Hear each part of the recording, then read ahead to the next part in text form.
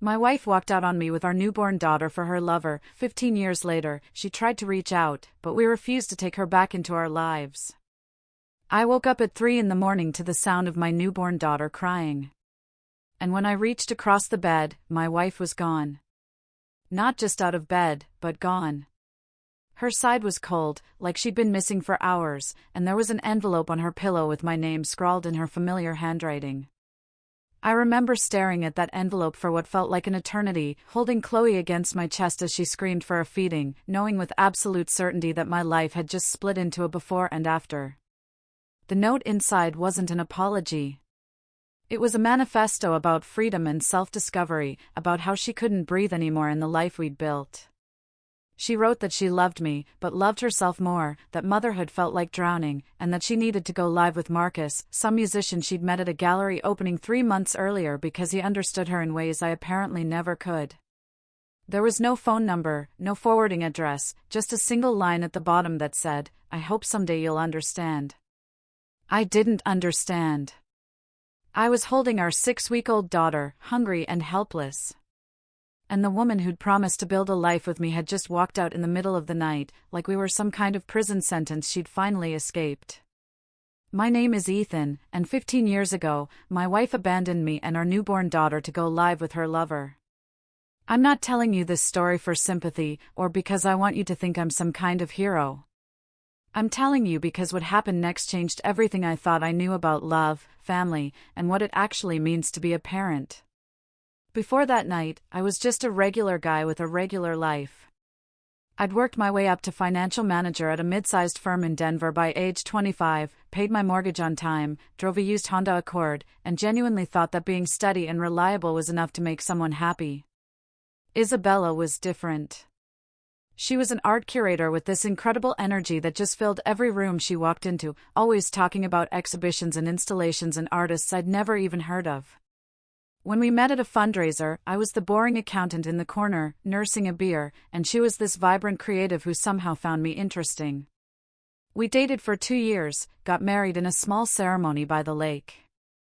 And when she got pregnant with Chloe, I truly believed we'd finally built something permanent. I remember thinking I'd done everything right. Stable job, nice apartment, savings account for the baby's college fund. But what I didn't realize was that for Isabella, security felt like suffocation. The pregnancy was hard on her, not just physically, but mentally. She stopped going to gallery openings, stopped seeing her friends, spent most days on the couch scrolling through her phone with this distant look in her eyes. I thought it was just hormones or pregnancy exhaustion. So, I tried to pick up the slack, cooking meals, doing extra housework, telling her everything would get better once the baby came. But after Chloe was born, things got worse instead of better.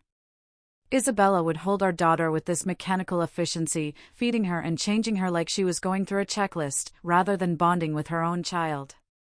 I'd come home from work and find her staring out the window while Chloe cried in her bassinet. And when I'd ask if she was okay, she'd say, "I'm fine, just tired," in this flat voice that told me she wasn't fine at all. I started noticing the wine bottles in the recycling bin piling up faster than before, the way she'd pour herself a glass at lunch and another at dinner. But I told myself it was just stress, and it would pass. Then Marcus showed up at one of her colleagues' birthday parties about 2 months after Chloe was born. Some indie musician with a guitar and a trust fund who performed acoustic covers and talked about traveling through Australia finding himself. I met him once, shook his hand, thought he seemed pretentious but harmless. 3 weeks later, Isabella was gone. That first morning without her, I sat in our kitchen with Chloe in my arms and genuinely didn't know if I could do this. I'd never changed a diaper before she was born. Never given a bottle by myself, never spent more than an hour alone with a baby without Isabella there as backup. I called out sick from work and spent the entire day just trying to keep my daughter alive, feeding her every 2 hours, changing diapers that somehow always leaked, walking circles around the apartment while she screamed with colic that I had no idea how to soothe. My mom drove in from Missouri that evening and found me crying in the nursery with Chloe finally asleep on my chest. She didn't say much, just took over for a few hours so I could shower and eat something that wasn't cold pizza. She stayed for a week, teaching me everything. How to burp a baby properly, how to tell the difference between hungry cries and tired cries, how to function on 3 hours of sleep. And when she left, she hugged me and said, "You're going to be okay. You're stronger than you think." I didn't believe her, but I didn't have a choice except to try. Isabella didn't contact me for 6 months. No phone calls, no texts, nothing. I found out through mutual friends that she and Marcus had moved to Austin, that she was working at some experimental art space and seemed happier than they'd ever seen her. Part of me wanted to track her down and scream at her, demand to know how she could just abandon her own daughter, but a bigger part of me was too exhausted and angry to care where she was or what she was doing. I filed for divorce through a lawyer who managed to track her down through the art space where she worked, and the papers came back signed within 3 weeks. Full custody granted with no contest, no attempt to see Chloe or negotiate visitation. It was like she'd erased us from her life completely, chosen her freedom over any responsibility, and moved on without looking back. Those first months were the hardest thing I've ever experienced. Working full-time while caring for a baby who didn't sleep through the night, missing work for doctor appointments and daycare illnesses, spending every penny I had on formula and diapers and childcare. I lost friends because I couldn't go out anymore. Lost weight because I forgot to eat.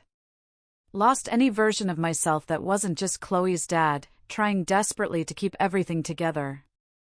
But somewhere around her first birthday, something shifted. Chloe started sleeping better, started smiling and laughing at my terrible jokes.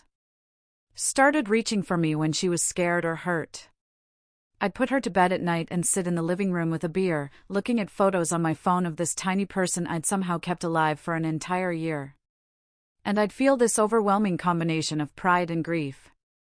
Pride because she was thriving despite everything. Grief because Isabella was missing all of it. The first time Chloe rolled over. Her first tooth. The way she'd grab my finger and hold on like I was her entire world. I realized that Isabella had made her choice. She'd chosen freedom and self-discovery and whatever life she thought she deserved more. Then motherhood. And I'd made mine, not really by choice, but by necessity. I'd chosen to stay, to show up every single day, even when I was exhausted and scared and had no idea what I was doing. She'd chosen the life she wanted. I'd chosen the life Chloe needed. And sitting there in my quiet apartment with my daughter asleep down the hall, I understood something that would define the next 15 years. Someone had to stay. And it was always going to be me. Chloe was 3 years old when she asked me where her mommy was. And I had to decide in that moment what kind of father I was going to be. The one who lied to protect her, or the one who told her a truth she was too young to understand. We were sitting at the kitchen table eating chicken nuggets, and she just looked up at me with those big brown eyes and said, "Why don't I have a mommy like the other kids?" I told her that her mommy had to go away, that sometimes grown-ups make choices that are hard to explain, and that it wasn't her fault. She nodded like she understood, went back to eating her nuggets, and I sat there feeling like I'd just failed some crucial parenting test I didn't know I was taking. That conversation repeated itself in different forms over the years. At 5, when she made a Mother's Day card at school and didn't know who to give it to. At 7, when her best friend's mom picked her up from a playdate and she asked why her own mom never did that. At 10, when she stopped asking altogether because she'd figured out that some questions don't have good answers. The years between Isabella leaving and Chloe starting kindergarten were a blur of daycare drop-offs, business meetings I had to leave early, and an exhaustion so deep I sometimes forgot what day it was. I'd wake up at 6 to get Chloe ready, drop her at daycare by 7:30, work a full day pretending I had my life together, pick her up by 5:30, make dinner, give her a bath, read her 3 bedtime stories because she refused to sleep with less, and then collapse on the couch with whatever work I hadn't finished at the office. My coworkers stopped inviting me to happy hours. My college friends drifted away when I canceled plans for the 100th time, and my dating life was non-existent, because who wants to date a single dad with a toddler and 0 free time? I thought about Isabella sometimes during those years. Wondered if she ever thought about us, if she felt any guilt about leaving, or if she'd managed to convince herself she'd made the right choice. Mutual friends would occasionally mention seeing her posts on social media, at art shows, traveling through Australia, living in a converted van with Marcus somewhere in Arizona. And I'd feel this cold anger that she got to have adventures while I was home giving my daughter antibiotics for her 4th ear infection of the year. When Chloe was 5, I met Sarah at a parent-teacher conference. Her son was in Chloe's kindergarten class, and we ended up sitting next to each other in those tiny plastic chairs while the teacher talked about letter recognition and social development. Sarah was a nurse at the Children's Hospital, recently divorced, with this calm presence that made you feel like everything was going to be okay, even when it wasn't. We started talking after the conference, exchanged numbers so our kids could have playdates, and over the next year, we built this careful friendship where neither of us wanted to rush into anything, but both of us were desperately lonely.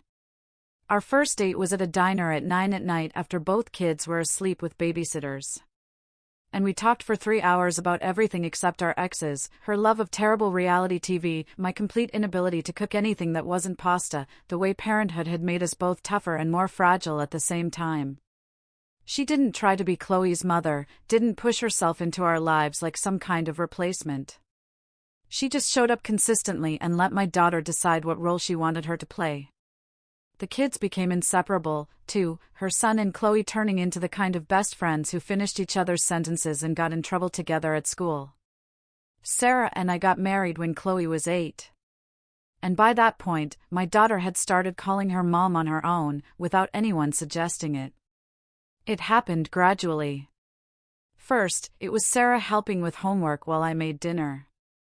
Then Sarah braiding Chloe's hair before school. Then Sarah being the one Chloe ran to when she fell off her bike and scraped her knee badly enough to need stitches. I watched my daughter bond with this woman who had no biological obligation to love her, who chose every single day to show up and be present. And I understood something profound about what makes someone a parent. Isabella had given birth to Chloe, but Sarah was raising her, sitting through school plays where Chloe played a tree, staying up all night when she had the flu, teaching her to stand up to bullies and be kind to people who were different. When Chloe was 12 and broke up with her first boyfriend, she cried in Sarah's arms for 2 hours while Sarah told her that heartbreak was temporary and she was going to be okay. That's when I knew for certain that biology means nothing compared to presence. That being a mother isn't about DNA. It's about showing up even when it's hard. Isabella sent a few emails over the years, sporadic and awkward attempts at connection that never mentioned Chloe directly. She'd write about her life, a new job at a gallery in Boise, a solo backpacking trip through Australia, her and Marcus breaking up and getting back together, like we were old friends catching up rather than a family she'd abandoned. I never responded. I didn't owe her updates on the daughter she'd walked away from. Didn't owe her reassurance that we were fine without her. And we were fine, better than fine, actually. Chloe was thriving in school, had friends and hobbies, and this confidence that came from knowing at least one parent would always be there. She played soccer, took art classes, went through a phase where she only wore purple, and grew into this smart, funny kid who looked exactly like Isabella, but had none of her selfishness. I'd look at my daughter sometimes and marvel that she'd turned out so well despite everything, that the abandonment that could have broken her had somehow made her stronger. Then one afternoon when Chloe was 15, I came home from work and found Isabella standing on our front porch. I didn't recognize her at first. She looked older, worn down in a way that had nothing to do with age and everything to do with choices that hadn't worked out the way she'd planned. She was wearing jeans and a sweater, no makeup, her hair pulled back in a ponytail. And when she saw me get out of my car, she started crying before either of us said a word. I walked up the steps slowly, keys still in my hand, and waited for her to explain why she was here after 15 years of silence. She said she'd gotten sober 6 months ago, that the drinking had gotten bad after she and Marcus split for good, that she'd realized in rehab that leaving was the biggest mistake of her life. She said she wanted to meet Chloe and try to build some kind of relationship, that she was ready to be a mother now. I stood there listening to her talk about therapy and regret and making amends. And I felt absolutely nothing. No anger, no satisfaction at seeing her broken, just a cold emptiness where all my feelings about her used to be. Chloe came home 20 minutes later, Sarah dropping her off after soccer practice, and she stopped dead when she saw the woman on our porch. I'd shown her exactly 2 photos of Isabella over the years, both from before she was born. But somehow my daughter knew immediately who she was looking at. Maybe it was the way we both went silent, or the way this stranger was crying on our porch, or just some instinct about seeing features that mirrored her own. Isabella tried to smile, started to say something, and Chloe just looked at her with this expression of complete indifference. Not hurt, not anger, just nothing. Sarah came up behind Chloe and put a hand on her shoulder. And I saw Isabella's face crumble when she realized what she was seeing. My daughter had a mother. She was standing right there, and it wasn't the woman who'd given birth to her. I walked Isabella down to the sidewalk, away from my family, and said the only thing that mattered. You don't get to disappear for 15 years and come back as her mother. She nodded, tears streaming down her face, and I watched her walk away for the second time in my life. This time, I closed the door behind me, put my arm around my daughter, and realized that for the first time since that terrible night 15 years ago, I wasn't protecting myself. I was protecting her from someone who'd already proven they couldn't be trusted to stay. 2 weeks after Isabella showed up on our porch, a letter arrived in the mail with a return address from a motel across town. It wasn't long, maybe half a page, and for the first time in 15 years, she wasn't making excuses or talking about her own journey of self-discovery. She was just asking if Chloe would be willing to meet her for coffee. No pressure, just once. I sat at the kitchen table staring at that letter for a long time, knowing that whatever I decided next would define what kind of father I really was. I could throw it away and protect my daughter from potential disappointment, or I could give her the choice that Isabella never gave us when she left. That evening after dinner, I handed Chloe the letter and told her it was completely her decision, that whatever she chose, I would support her, and that she didn't owe Isabella anything just because they shared DNA. My daughter read it slowly, folded it back up, and looked at me with this maturity that shouldn't exist in a 15-year-old. She said she needed time to think about it, and I told her to take all the time she needed. 3 days later, Chloe came into my home office where I was working on quarterly reports and sat down in the chair across from my desk. She'd been quieter than usual since getting the letter, spending more time in her room, and I'd given her space to process everything without pushing. She told me she'd talked to Sarah about it, that her mom, and she emphasized that word, had helped her understand that curiosity about Isabella didn't mean betrayal of our family. Then she asked me what I thought she should do. And I realized this was one of those parenting moments where there was no right answer, just honest ones. I told her that Isabella had made choices 15 years ago that hurt us both. That she'd chosen herself over being a mother, but that people sometimes change and sometimes they don't. I said that if she wanted to meet Isabella to get answers or closure or just to see who this woman was, I wouldn't stop her, but that she should protect her heart because Isabella had already proven once that she was capable of leaving. Chloe nodded, thought about it for another minute, and then asked if she could use my phone to send a text. She typed for maybe 30 seconds, showed me the message before sending it, and I felt this surge of pride so strong it almost hurt. The message said, "I already have a mother. Her name is Sarah, and she's been here my entire life when you weren't. I don't need another one." Chloe sent it, handed me back my phone, and went to her room like she'd just completed some necessary but unpleasant task. I sat there looking at those words on my screen, understanding that my daughter had just made the most mature decision possible. She'd chosen the people who'd stayed over the person who'd left. Chosen security over curiosity. Chosen to protect the family we'd built rather than risk it for someone who'd already abandoned her once. Isabella never responded to that message, and we never heard from her again for 6 months. Life went back to normal after that, or whatever version of normal our family had created. Chloe finished her sophomore year with straight A's, made varsity soccer, started talking about colleges even though that was still 2 years away. Sarah got promoted to head nurse in the pediatric ICU, and I finally made senior financial manager after years of being passed over because I had to leave early for parent-teacher conferences and soccer games. We took a vacation to Florida that summer, our first real family trip, and spent a week at the beach doing absolutely nothing but eating too much and laughing at Sarah's terrible attempts at surfing. There were moments during that trip when I'd look at my daughter and my wife and feel this overwhelming gratitude that we'd survived. That the incident that could have destroyed us had somehow made us stronger and more connected. Isabella had left a hole in our lives 15 years ago, but we'd filled it with something better. We'd filled it with presence and consistency and the kind of love that shows up even when it's inconvenient. 6 months after Chloe sent that message, the three of us went to a coffee shop downtown on a Sunday afternoon. It was one of those hipster places with exposed brick and overpriced lattes. And we were sitting at a table near the window talking about Chloe's upcoming driver's test when I saw her. Isabella was working behind the counter wearing an apron with the shop's logo, her hair pulled back, taking orders and making drinks with this focused efficiency. She looked up, saw us sitting there, and our eyes met for maybe 3 seconds before she looked away. I didn't say anything to Chloe or Sarah, just watched Isabella work while my family laughed about something I'd missed. She didn't come over, didn't try to talk to us, just kept working like we were any other customers she didn't know. After about 10 minutes, she disappeared into the back room and didn't come out again before we left. I thought about that moment a lot over the next few weeks. Tried to understand what it meant that Isabella had seen her daughter and chosen to walk away. Part of me wanted to believe it was cowardice, that she couldn't face what she'd lost. But a bigger part of me understood it was something else. It was acceptance.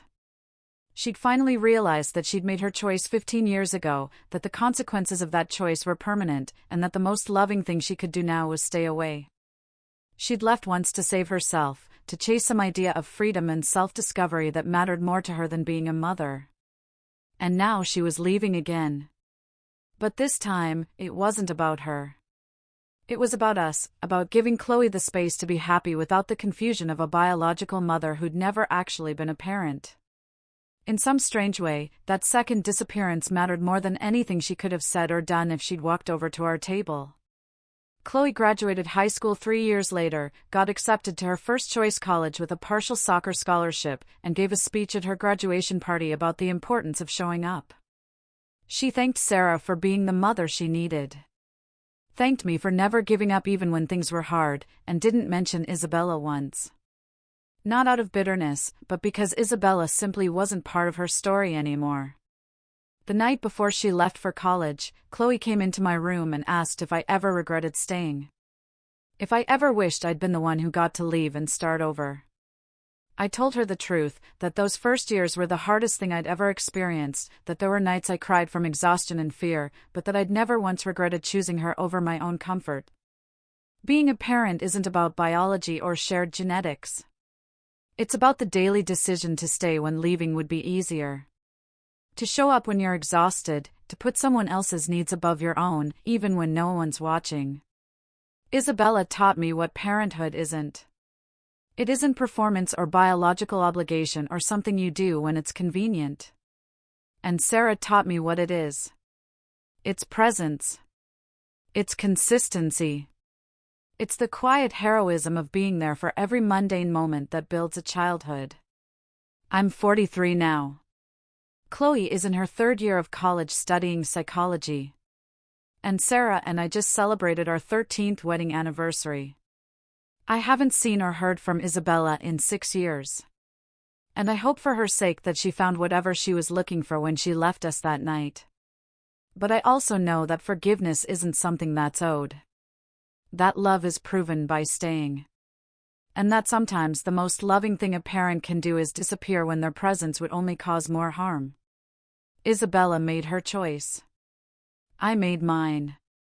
And the difference is that 15 years later, my daughter knows exactly who her real parents are, the ones who stayed.